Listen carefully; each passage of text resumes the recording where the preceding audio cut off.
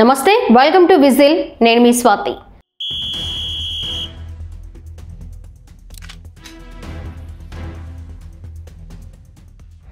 భారతదేశంలో మహిళలకు అత్యంత సురక్షితమైన నగరాల్లో వైజాగ్ కూడా ఒకటిగా ఉంది.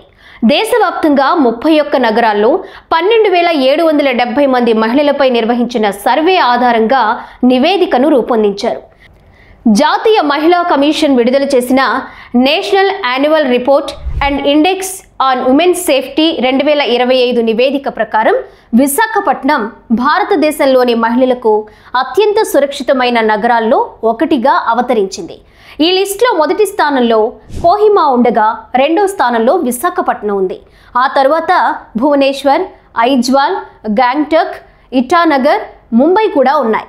ఈ నగరాలు లింగ సమానత్వం, పౌర భాగస్వామ్యం, ప్రభావవంతమైన పోలీసింగ్, మహిళా అనుకూల మౌలిక సదుపాయాలలో అధిక స్కోర్ సాధించాయని సర్వే చెప్తోంది.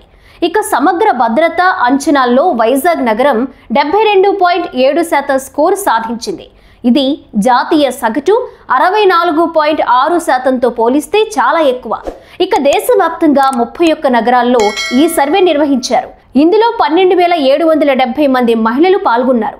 విశాఖపట్నం కోసం వచ్చిన గణాంకాల ప్రకారం చూస్తే 81% మంది మహిళలు నగరంలో తాము సురక్షితంగా ఉన్నట్లు భావిస్తున్నట్లు పేర్కొన్నారు. కేవలం 2% మంది మాత్రమే అసురక్షితంగా భావిస్తున్నట్లు నివేదించారు. ఇక జాతీయ సగటుతో పోలిస్తే వైజాగ్ చాలా సేఫ్ ఉంది. దేశంలో 40% మంది మహిళలు తాము అంత సురక్షితంగా లేము అన్నట్లుగా సర్వేలో చెప్పారు.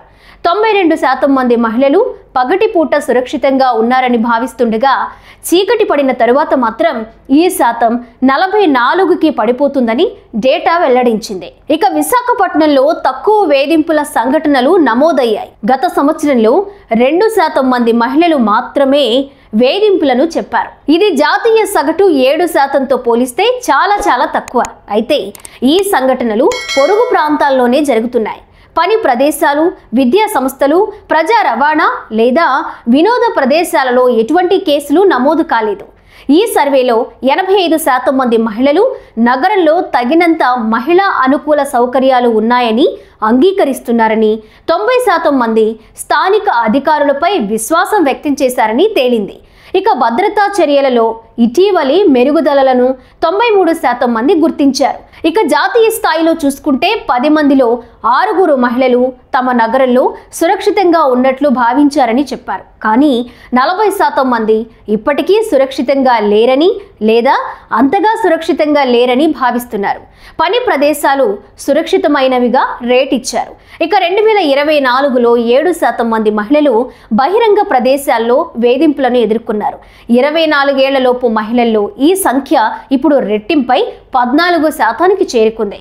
38% మంది పొరుగు ప్రాంతాలను వేధింపులకు కేంద్రాలుగా గుర్తించగా 29% మంది ప్రజా రవాణాను అత్యంత సాధారణ వేధింపుల కేంద్రాలుగా తెలిపారు.